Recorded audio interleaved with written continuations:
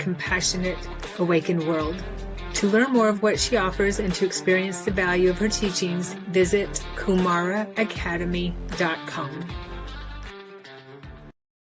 Join us on Awakened Soul. Your journey to freedom and true self begins here, streaming on Transformation Talk Radio. Each episode is designed to inspire, educate, and empower you to live authentically and embrace your true self.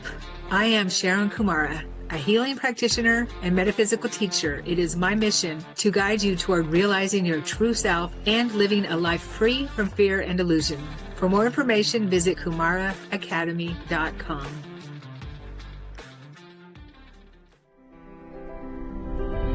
Welcome to Break Free and Trust, a redesign for living. Join me, Chris. And me, Jacqueline, for real conversations about life, death, and everything in between. Learn to connect with your intrinsic power to grow and heal. How to laugh at your own humanness and not take life too seriously. Through healthy conversations between the feminine and masculine, you learn how to harness the power of relationship and the mirror to befriend your shadow and to trust that any obstacle that gets in your way is there to help you grow. Together, working at a practical level, you learn to trust that everything that is happening is for you, your growth, and ultimate freedom. Our circumstances don't matter. It's only how we relate to them that does. Get ready to befriend the wisdom of your body and the power of your mind. Break Free and Trust starts now. Welcome to Break Free and Trust, a redesign for living. I'm Chris. And I'm Jacqueline. All right, this show is going to be fun and unpredictable. It's a promise. I have asked Jacqueline to come up with a list of the top 5 things that a woman can do unconsciously to sabotage a relationship. And I came up with the same for men. We're actually going to unveil them to each other for the first time on the show. And we're drawing from both of our own years of lived experience of being deeply flawed romantic partners, as well as the extensive work we do with our clients in our private practice. What subtle unhealthy patterns of behavior can we fall into? If we identify these behaviors, can we take responsibility for them and thus require the agency for change? What does it mean to be a creator and be in service for our relationship?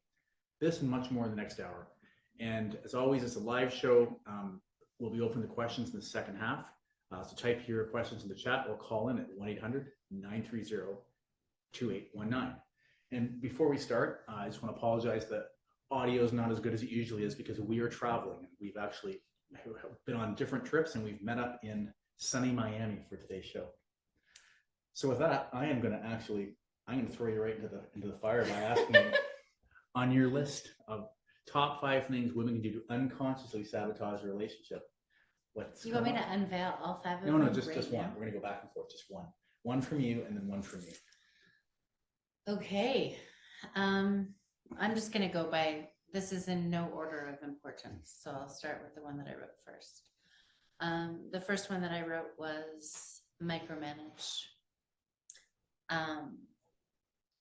And control. So what that looks like for me is micromanaging looks like an issue around control and a need for things to be a certain way and an expectation that things look, unveil, move in a certain direction. And what that does to relationship from my standpoint is robs my partner of any level of agency, really sort of puts a big X through any kind of potency or sense of power, creates a tremendous amount of inequality in a marriage, and actually creates a dynamic of mother and child versus husband and wife. Right.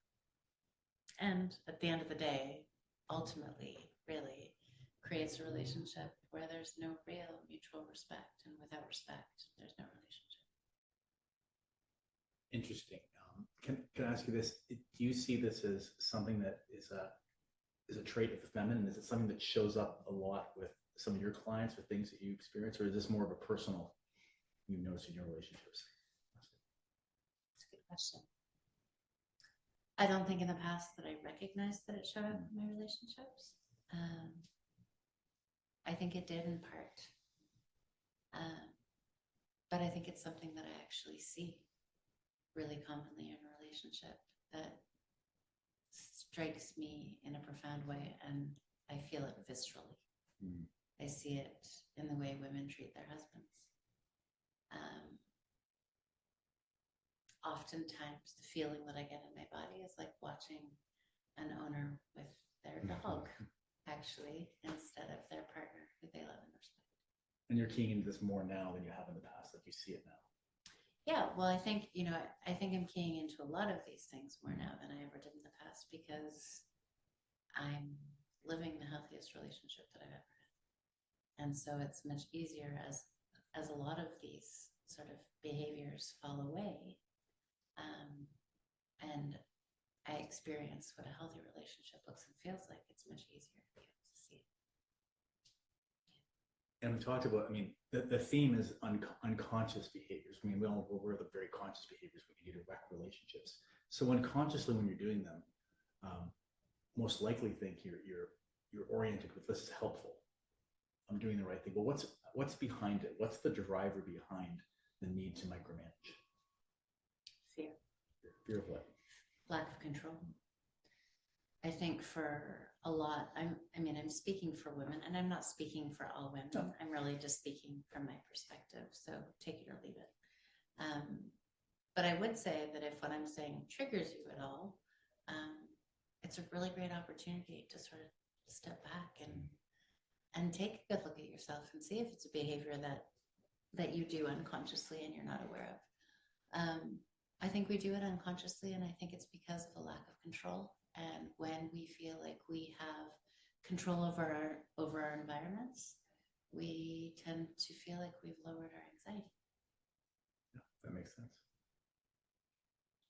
Is it a behavior that you've recognized in relationships that you've been in, or that you see in relationships around you? To a certain extent, relationships I've been in, yes and no. Not yes, but certainly in conversations with clients, that's something that shows up quite a bit as a differentiator between the masculine and feminine. Whereas, gosh, my wife's in the mice always trying to control things and whatnot. And I think that's also when you hear my wife's always nagging me, right, or things like that. There is more and more, my awareness goes to, there's a heightened level of anxiety that leads to those behaviors. And it's actually not speaking to, I don't have respect. It doesn't start with, I don't have respect for my husband. It starts from an unconscious place of, I feel out of control. But it leads to a dynamic of absolute inequality, and it leads to a dynamic very much of mother and child, where a man actually stops feeling like a man, and a woman stops feeling like a woman. She starts feeling like a mother, and that creates a dynamic that, it's super unhealthy. Yeah, and for sure. And one of the things that we're trying to do in this podcast, we're trying to look at our own side of the streets, in a sense. How have you shifted and changed that, or what advice should you give to someone who's looking at that? That might be me. I think it's a hard thing to see when you're in it. When I look back at some of my past relationships, I can't believe I'm about to say this on air, but here's for transparency and vulnerability. I think I was really castrated. I think that I was castrating from the standpoint of, I knew the right way to do things. And that's the way things were going to go. And that came from a place, a very old place, of me needing to feel like I had control over my environment because I felt scared. And what I would say is that once you've been able to identify it, question actually, I'm not sure I know the answer to that. If you see yourself in relationship in that pattern, one of the things that I would ask myself is this honoring of my partner? And if the answer is no, then I would step back and actually take a few deep breaths and ask myself, what is driving my behavior? Because at the end of the day, we want to be in relationship with partners who feel like there are equals. And that kind of dynamic doesn't create equality on any level. Outside of that, it involves doing a lot of shadow work. So I don't think there's not a simple answer to that. But you said something in there too. I think it's going to end up being a theme in all of this, is like when you're taking that role of, directing and controlling, we're in the drama triangle, and we did a show on this a number of months ago. But taking that role of sort of the persecutor or the rescuer, versus that's sort of a disempowering standpoint. If you want a relationship to be a co-creation, take a different stance. So here, I have an answer to your question. Yes, okay. I think that we often find ourselves in a relationship with people where there is inherently a power differential. And we find those relationships because we don't feel very powerful. And so we find people that we can feel like we have power over. The challenge with that is that there's no growth in that kind of relationship, ever. And so I can tell you, for me, for a very long time, I had a mentor teacher who was asking me if I was ready for divine union. And for whatever reason, my response to that was a big no thank you. And it was only when I met you and we started a relationship that I was really able to see why. And that's because when there is no power differential in a relationship, you really have to take a good look at yourself. And when you have to take a good look at yourself, you don't get to project outward what it is you can't control on the inside. You have to actually look at yourself on the inside and start to do the work. So yeah, that behavior is it's the symptom of some type of a power imbalance that needs to be looked at. Yeah. Thank you. All right. So this whole podcast, by the way, I was put on the spot for, so I have no idea where this is going. But should we go with your number one? Yeah, mine is it's an interesting one. It's a very 3D one, so to speak, and it's one that totally I resonate with in the earlier part of my life, and many of men I talk to resonate with this one. Overly elevating the role of physical sex in the relationship, and holding onto the story that I have special needs and I'm different and my sex drive is greater than other men. You're just going. I'm going right in there. Right? And it's this idea that it's not enough sex, not the right kind of sex, not at the right times, all of that, or it's change in the relationship. And I think it's I'm certainly guilty of this in the past, and many men I talk to, that's they've ranked that as the number one issue, that they made the number one issue in their marriage. It's not the number one issue, but it's the number one issue they brought up. And why do you think that is? I think in a large part, it's a way men feel validated in their masculinity, in their relationship, and being needed is through that physical contact. And so it's being needed or being wanted. Being wanted and being needed. And I think we tend to see it as we framed it as a need for ourselves, and that need may lead to being wanted, being worthy, being enough. All the limiting beliefs that I've run with. I'm not enough. I'm not worthy of love. I don't belong here. All of a sudden, if my romantic partner wants to have physical contact with me all the time, it's placating all those fears, but they're my fears. It's interesting because in a lot of ways, sex is performative, right? It's almost a way to hide behind vulnerability. It makes me feel manly. It makes you feel important. It makes you feel like you have power. Mm-hmm. It's a doing. It's not a being, and it can be dominating.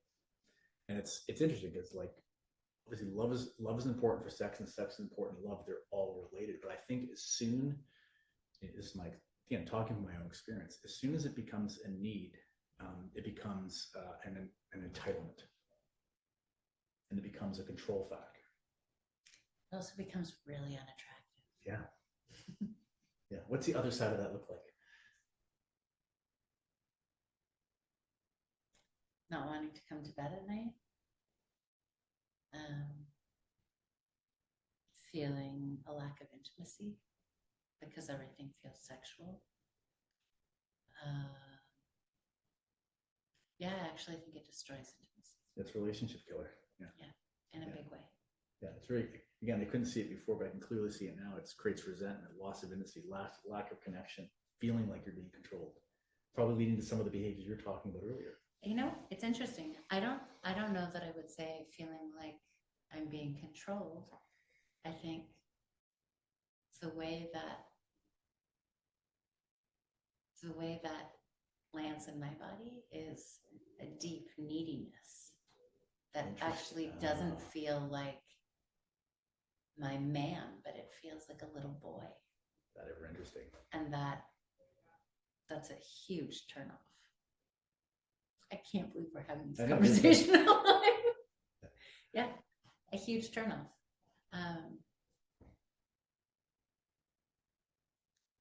And, you know, for those of you women listening, like, there's nothing more exciting than wanting to create a scene or whatever for sexual intimacy to exist. And in the presence of that kind of energy, there's nothing I would rather do than check out completely or pretend to be asleep. Right. That's, you know, again, we had no idea what each other were going to say, and that's a real insight about that neediness thing. I hadn't arrived at that on my own. So men out there, listen up. That's if you resonate with what I've talked about, and that's what's showing up with you in your relationship with resentments and needs and whatnot. Recognize we're coming across needy and weak. Look, what it comes across as in some ways is vampiric. Like there's I need something, I need to take something from you in order for me to feel powerful. Yeah. And there's definitely nothing attractive about that. Intimacy should be about giving. Yeah. Not about taking. Yeah. Interesting. Yeah. And I think if, you know, again, it's like how to shift it, my thoughts on it, or if you can move it, just even reframing things has a profound effect. Reframing it from a need to an expression of a healthy relationship. Transform whatever. Do your shadow work and transform that frustration or resentment into a willingness to deepen relationship, deepen the connection with my partner. See that as a sit. Maybe if it's not happening as much as one wants, see that as a symptom of there's something more profound going on with the relationship that needs addressing, not through physical activity. Well, and probably there's a stagnation in your levels of creativity that aren't getting expressed in any other way. And so the imbalance of creativity is an imbalanced sexuality. Right. It's trying to be released that way. Yeah. Okay. Number 2. I have to read my notes. Saying yes when you mean no. So saying yes when this is coming from a consummate people pleaser. Doing things that you don't want to do. And I'm not referring sexually, but I suppose that could include sexually as well. Because you think it's going to please your partner, or you think it's because it's because of what it is, what your partner, you think it's what your partner wants. It sets false expectations. It builds tremendous resentment. If I start saying yes when I mean no, and I'm violating my own boundaries over and over again, the person that I actually am showing a lack of integrity to is myself, but ultimately that will get projected onto my partner. That's tremendous resentment.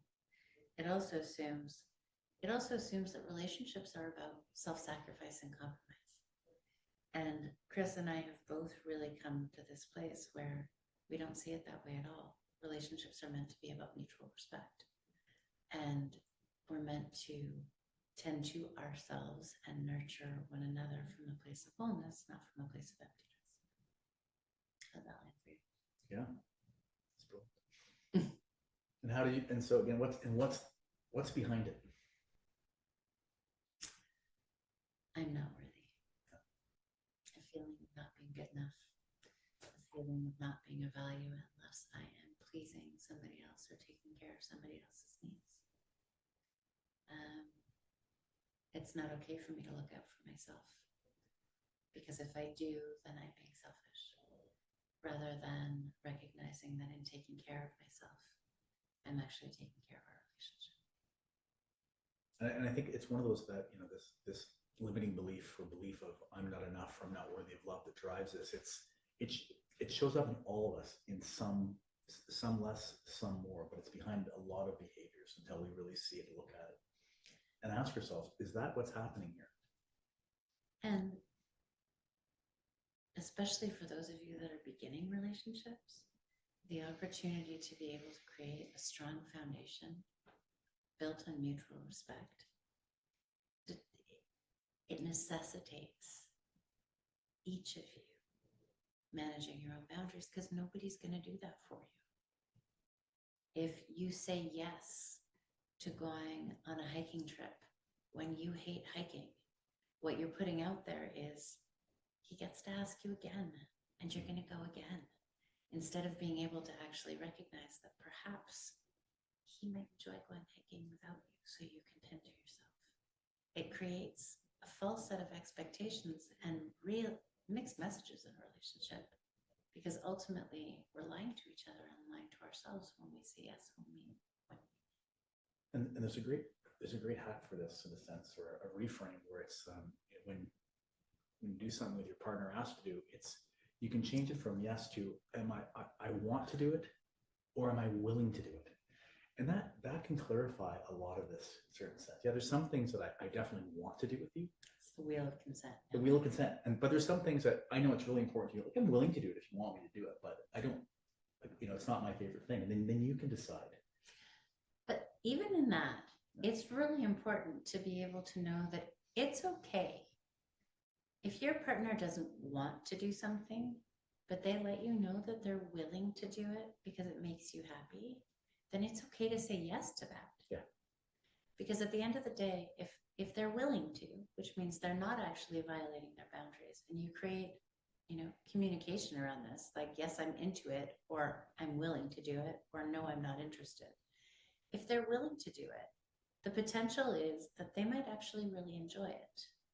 And it's also a way for us to be able to care about each other, right? Is to do for and with each other things that our partners enjoy, that we might not love, but we don't have a problem doing, right? It made me laugh. I remember you came to a rave with me last month. You're willing to do that, right? I was willing to do that. Yeah. Great fun. Just like you're willing sometimes to watch romantic comedies with me. It's true. I'm absolutely willing. Okay, what's yours? Taking things for granted and believing that a relationship will thrive without working at it every single day. I think a big revelation for me that took me 50 years to figure out. And it just, I think about it, I just think about the amount of work that I put in when I'm first trying to lure a partner or date a partner or get them interested in me. And then it's almost like this, I don't know if this is a male thing or a female thing, but it's like, gets locked down, you get married, and that's it. It's like the work and the effort, all these things goes away. And change is the only constant in life. And if you don't do it together, what's going to happen is inevitably it's going to move in different directions. I think that's what happens in a lot of relationships. And I have this, I don't know how many times my clients have said to me, well, I didn't change, she changed. I just looked at them and said, well, she was supposed to change. And so are you. You just didn't change together. So what do you do about it? I almost want to take you back to what you said before about taking things for granted. Yeah. Because that's not really about change. That's about taking your partner for granted. So you work really hard in order to close the deal. And once the deal is closed, what happens that has that stop? Complacency. I mean, I think in there's, if you want to go back to that, there's a couple things that happen. One's physiological, right? One's there's this increased excitement that's related to actually that whole process, that then that shifts and it goes into more of a steady state. And then I think that taking things for granted would probably be related to the fact that when you're first courting, and it's all the excitement, all the hormones are going, the lust is all there, that sort of puppy love's there, that the resentments, the little things that they feel the other partner's not doing for you don't show up. But with time, those things show up. And if someone takes those things, or if I take those things and I make them the center point of what I'm looking at, and glossing over the 95% of stuff that's great, looking at the 5%, that resentment is going to build up. And suddenly all the things that I was doing before is going to shift because I'm worried about what am I not getting from this, and not thinking, well, what can I give?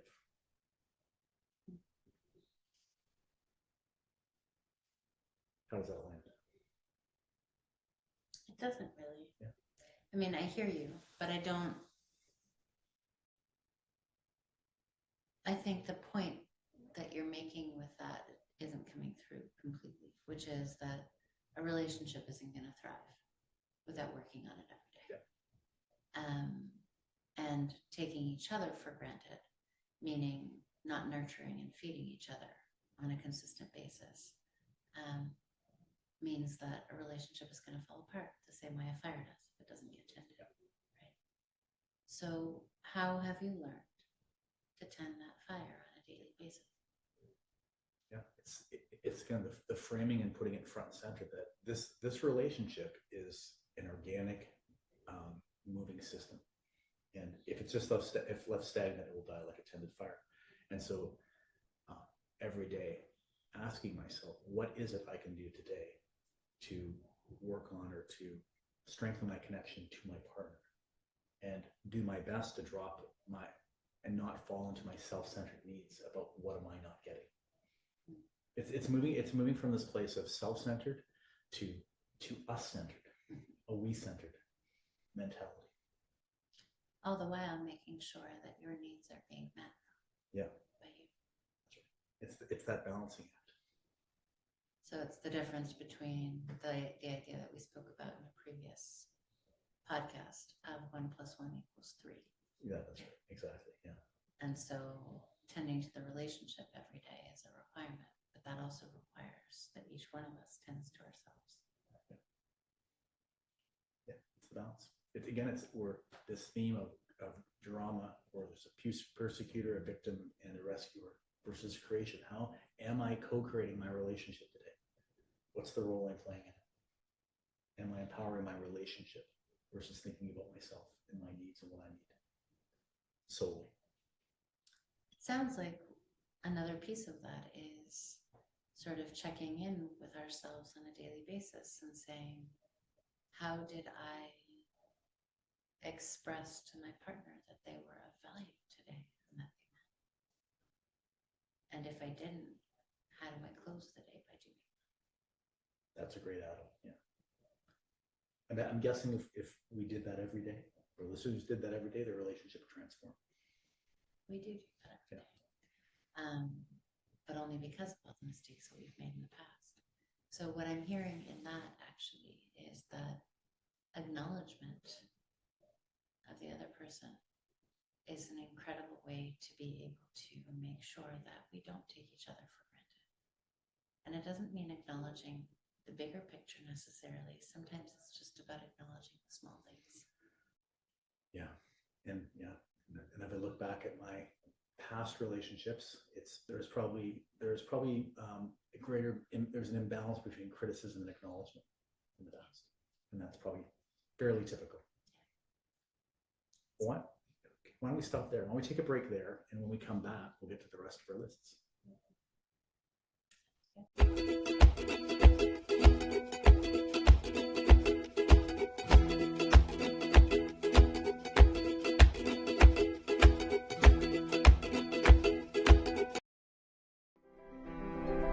Tune in to Break Free and Trust, a redesign for living, with me, Jacqueline. And me, Chris, on Transformation Talk Radio, every second and fourth Monday at 3 p.m. Learn to connect with your intrinsic power to grow and to heal, and how to laugh at your own humanness and not take life too seriously. Witness the field of potential that arises when you take personal responsibility and become the divine creator in your own life. Visit theway-healing.com for more information.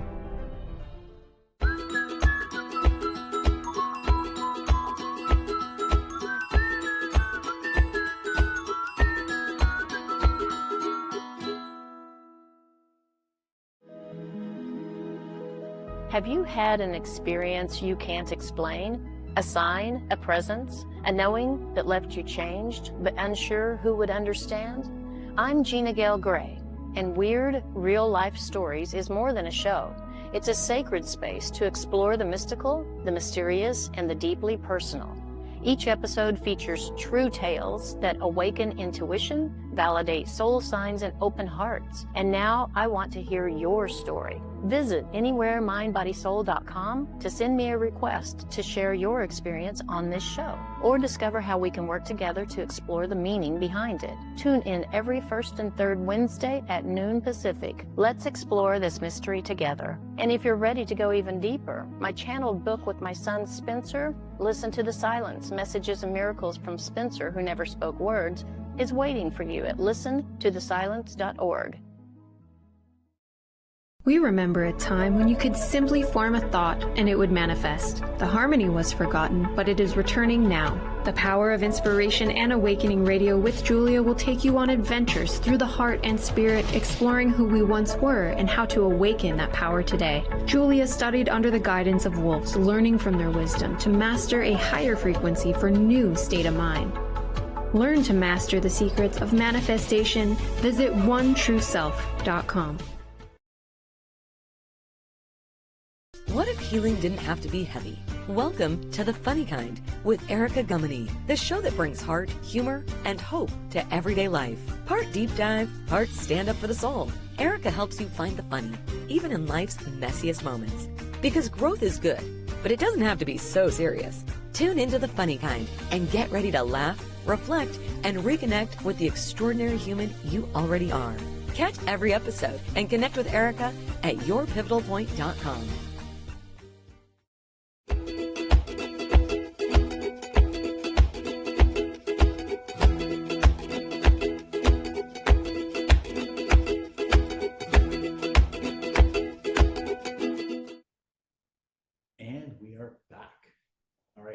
Continuing on with our lists. Jacqueline, number 3. Expect him to read your mind. So you know I can, right? You know you can. No, I definitely can. So this whole idea that he can read your needs, he can read your mind, he knows exactly what's going on, and he's going to meet those needs, is a recipe for disaster. We all see the world through the lens of our own experiences, and our experiences are entirely different. And the way we take in the world is entirely different. And one of the things that I've learned, and it took me a long time to learn it, was to be able to value myself enough to be able to ask for what I need. And to speak it really vulnerably and honestly. Now, I have to say I got lucky because I have a partner who makes me feel really safe. But I think one of the ways that we build trust with ourselves and our own bodies is by being able to speak our truth and find our voice. And also, in doing so, we also give our partner the possibility of being able to ask for their own needs to be met as well.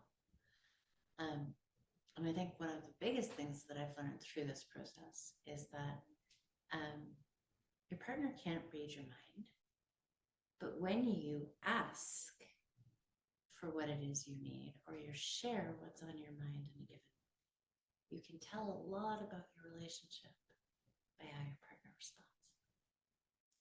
So one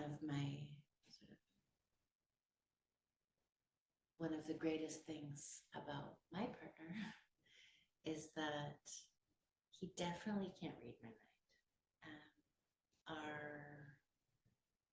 I'm deeply emotional. He's incredibly cerebral. But when I do ask, or I do share what's on my mind with you, or I ask for a need to be met, without fail, you seem to work. It's like the snap of a fingers, and you work really hard to be able to meet it in a way that's in alignment with you. And what I've watched is that in a really loving relationship, that's what we do for each other, right? We want to tend to each other and care for each other if we can, if it's in alignment with who we are, even if it means stretching a little bit. And when our partners don't hear us, that's a recipe for me, or that's a sign for me that something's off. I'm curious, like and I appreciate the praise for creating that container for you to do that. So I wouldn't say that's not praise. Okay. That's acknowledgement. Acknowledgement. So acknowledgement. There's a difference there, right? Yeah, absolutely. But it relates to the question is that you're in this place where you feel safer to do that. And it may have something to do with me, or it may have something just to do with the work you've done in your life. In your past relationships, did you state your needs? No, I was just really disappointed that they weren't met. Right. And why didn't you? Because I was under the assumption that my partner should be able to read my mind. What do you think would have happened? Like, and this is all conjecture. What do you think would have happened had you? The truth is, I can't go back, Right. Yeah. and I really wouldn't want to. But I know that I would never go back to a place of not being able to speak them. And I think what you bring up is a really important piece, which is that you do create a level of safety, but the biggest level of safety is inside of me. And that level of safety is, That's what I was going for. it's really important for me to be able to ask. I'm responsible for me, which means that if I have a need, it's incumbent upon me to be able to ask for it, or I'm not taking care of myself.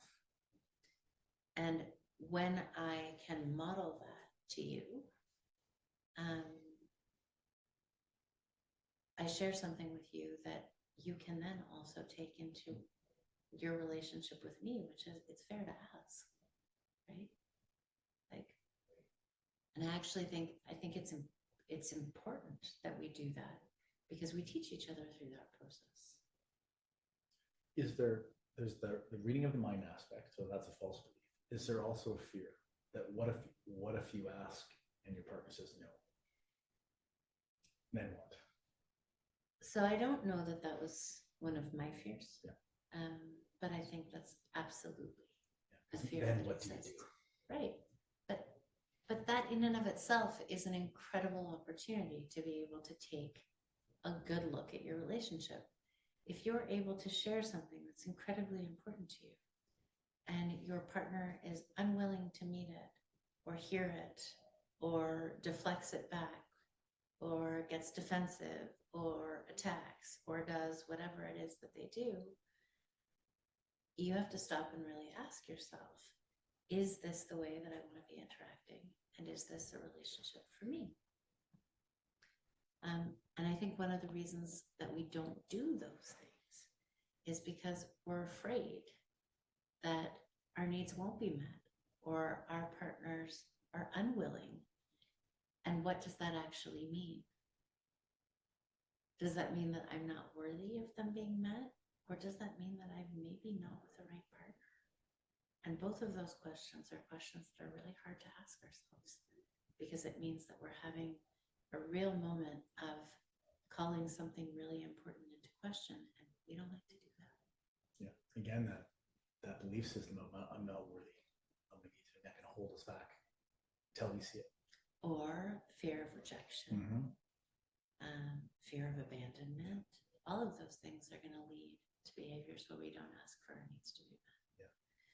But the more I work with women, and the more women are able to actually voice their needs from the standpoint of not something that you're doing wrong, but something that I need internally for me, the more relationships actually begin to flourish. And the thought process of I'm not worthy begins to get extinguished. Yep. But it takes practice. None of these things happen overnight. I mean, I think the first time I ever asked you for something that was really vulnerable for me, I probably thought about it for weeks before I spoke it. Yeah. Now I think about it for 2 minutes. Yeah. It's the practice, that ingrained limiting belief that's been running in a loop. If it's saying I'm not enough or I'm not worthy, it's like we have to actively override it with new thought patterns that no, I am worthy. Yes, I am enough. And like practicing it, repeating it to ourselves, engaging in things and looking back saying, yeah, I'm absolutely worthy of having my needs met, and here's why. Absolutely. All right, I was going back and forth when I just wanted to do next because they both relate to what you said, but I'm going to go to this one. It's a big one for me, and particularly for male clients. Not making the effort or taking the time to recognize the differences between the masculine and the feminine. And what I mean by that is in any study that's looked at how we select our peer groups, without fail, we tend to select our peer groups people that look like us. They tend to have same values, often speak the same language, just have a lot of similarities. Men and women actually have completely different brain chemistries. Based on these studies, men and women would never get together. They would never form groups based on how different they are in terms of brain chemistry. And this goes into assuming that our partner thinks the same way as we do, and that their feelings work the same way as ours. It's so off the mark, and it will just lead us to all sorts of issues. And there's a real starting point. Like everyone's different. Everyone has their own subjective things, but there's a big common factor that relates men and that relates women in terms of seeing how they may approach the world. There's some patterning, and there's some sort of rules of thumb that would be extremely helpful in a relationship. And that there's many, but the one that I'm going to highlight is the one that shows up the most in the work I have with clients. Is men, the masculine, tend to, as a generalization, build their subjective reality based on experience, extrapolation, and accomplishment. The feminine, as a generalization, tends to build their subjective reality on how they feel. And those two things can lead to very drastically different analysis of what's happening. The exact same scenario is subjectively interpreted entirely differently. And there's not that base understanding in the relationship. It can lead to all sorts of arguments, problems, resentments, and lack of connection. Yeah. So I first want to say something, because I think that it's really important that we create a differentiation here. We're talking about the masculine and feminine, not necessarily men and women. Correct. So, I just came back from visiting my son at university, and one of his best friends is a girl who sees the world from the very same way that my son sees the world, and it defines everything that you just spoke about in terms of the masculine. So not all women are more heavily focused on their emotion, although most women may be. And not all men are built more from the logical experience sort of mindset. Fair? Yeah, absolutely. Okay. And we all have, every human has a balance of the masculine and the feminine, and it's just different in everybody. There's not two people on earth that have the same balance, so it is very bespoke. So if we're going to speak not in generalizations, what we're going to speak to is the idea that you need to know your partner and how they see the world and how they process their reality. And if we fit into those generalizations, the two of us. So how does knowing that I see the world from a more emotional standpoint impact the way in which you relate to me? I'll give you an example. And it's sort of like, it sort of did happen, but slightly different. I can't remember the exact thing, but for instance, I cleaned out the garage, and I spent a whole bunch of time doing it, and it needed to get done. I knew it was something you wanted done, and I did all this work, and then all the masculine in me wanted to be validated for the work I've done. That's the way I see the world. It's look how great this looks, and I've done work. I want to be validated. And you came in, looked around, and rightly noticed, hey, there's a couple things that haven't been done yet, and pointed those things out. But again, and in the moment, I was like, I could feel it boil up in me. Like, that's not what I was looking for. Don't you know that I did this? But because I've gone down this path and explored this, I recognize, oh, absolutely right. Jacqueline's walked in the garage. She knows it's done, but she feels it's incomplete, and she's just sharing it's incomplete. Now, the outcome of that is it was incomplete. I had missed that thing because I tend to do that. I'm not very detail oriented. And as a result, we actually got a cleaner garage got done, and then you actually acknowledge it later. But in that moment, that's a micro example of where things can go completely haywire in a relationship. When someone wants to be validated and the other person's pointing out what's not done, it creates all sorts of resentments that may never get resolved. And that could be anything from cleaning the kitchen or all sorts of things, or Yeah, anything in life. That's a real simple example, but it can perpetuate in a relationship. Can you think of another example with a client that speaks a little more deeply to it? Yeah, like a client, for instance, that there's like a relationship where he tends to be the one who has the full-time 50, 60-hour a week job. She tends to just stay-at-home mother, busy lifestyle and stuff like that. And he'll relate to me all that's ever happening when he goes home is it's being pointed out where he's not showing up in terms of doing the right thing for the kids, or he's missing this here. It's never being validated for, wait, I've worked all week, I've done this, I've done all these other things, and all that's being pointed out is the one or two things that I didn't quite get to. So I hear the criticism in that, but I don't hear the difference between the emotional way of seeing the world or of relating to the world and the pragmatic way of looking at the world and seeing the world. The pragmatic is 95% of the stuff is done. The emotional is it's not complete. And I'm feeling it incomplete. I'm feeling everything's not complete. And that evokes emotion of, we need to do something. That's how I would see it, whether I'm right or not. I think that one needs further development on some level in terms of an explanation, because I'm not totally getting it, right, to be honest with you. Like, I'm hearing the examples are making a lot of sense to me, but in terms of recognizing, I don't think that the feminine really is just about feeling things are incomplete or feeling like things aren't done properly. No, and I'm not saying it always is. It's at times it can be, is all I'm saying. And those little times, for instance, that like the garage example, that in those little times where that shows up, that can create a tremendous amount of resentment for masculine. A tremendous amount. What I hear in that on some levels is this idea of the different languages of love that we have. Yeah. And so one of the languages of love that you're speaking to is this idea of acts of service. And if a partner doesn't feel like acts of service are an expression of love, then she's just going to go and look and see what's done wrong. Mm-hmm. Whereas what she might want is time with. It can relate into that too. Like that intersects with it.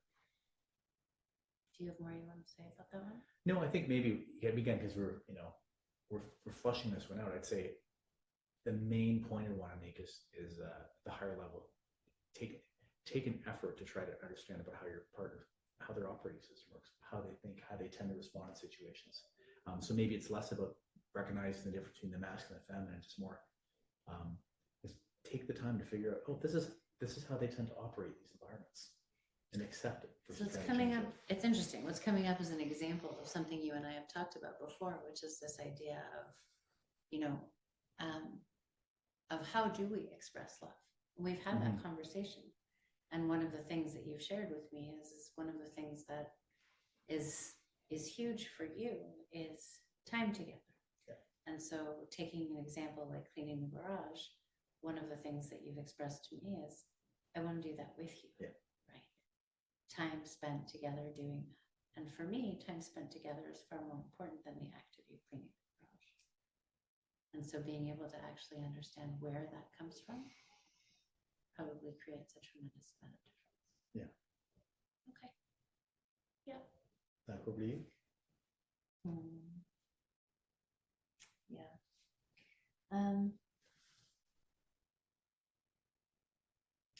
I think one of the biggest ones, and I don't want to miss the last one, but we may not have time for it, but I think one of the biggest ones is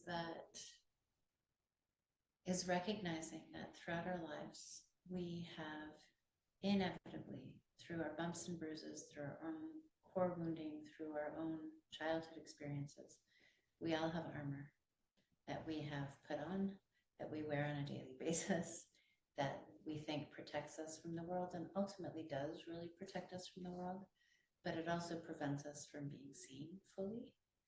And what that armor actually does is leads us to defend ourselves or attack our partners. When we feel vulnerable, or we feel scared. And what happens when we do that is we create an environment for ourselves and our partners that isn't very safe for vulnerability to show up. And one of the most important things in relationship is that relationship actually creates a really safe container for us to begin to unwind those old stories and that old armor, so that we can essentially, and I'm putting this in quotation marks, but get naked and be real with each other, so that we can heal those things that we've been carrying throughout our lives and actually transform them. And so really, I think one of the biggest killers in relationships is our projecting outward what feels uncomfortable on the inside.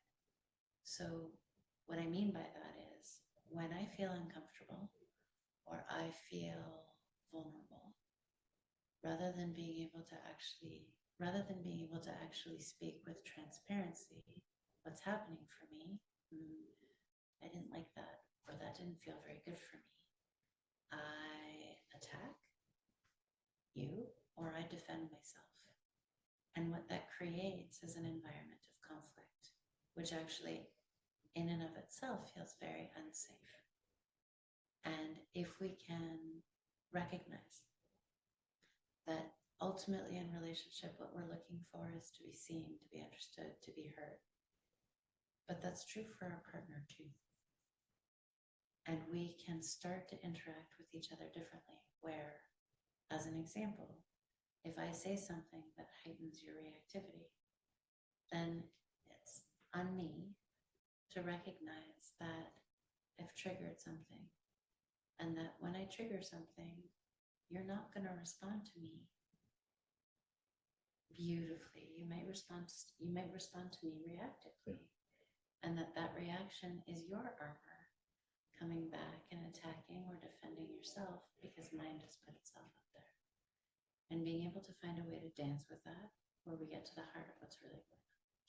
Yeah. And it's interesting, that was my next one as well. It's very similar to that. And you and I have very early in our relationship, we recognize that, and we actually have a rule that if either one of us notices the other one's triggered, it's the person who's not triggered responsibility to end the conversation, create a cool up period.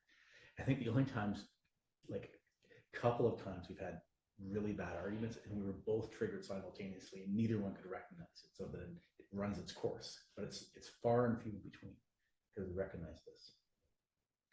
Yeah. And I think, I was talking to you today about this podcast that I was listening to with Dr. Arya, and he speaks to some of this work really beautifully, where if one person in a relationship is not behaving the way that we want or need them to behave, it's likely that we've done something that's created a lack of safety, and that it's our job, if we love each other, to bring a relationship back to a place of safety. Of Course in Miracles, that's just the main saying I've taken out of it, and mantra is, all attacks are a cry for love. Yeah. It's ultimately are. And if we can, again, you're coming from the place of, like, if I'm attacking, what's going on with me? But from the other side of it, it's like, okay, I don't want to defend this. I certainly don't want to attack back.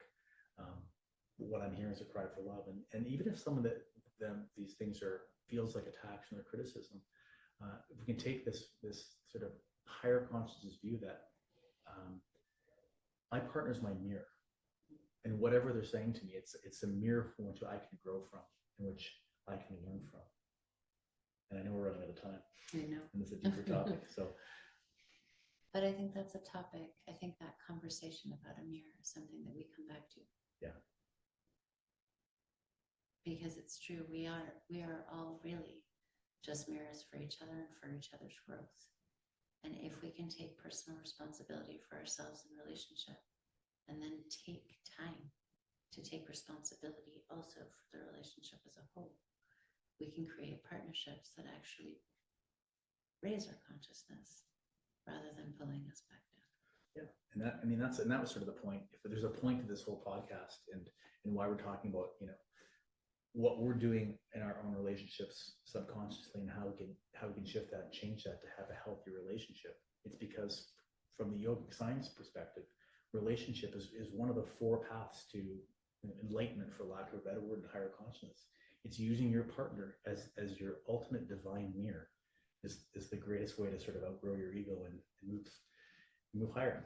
Yeah. Okay. So who knows, if this topic is interesting to you, let us know so that we can continue it on our next podcast. Right.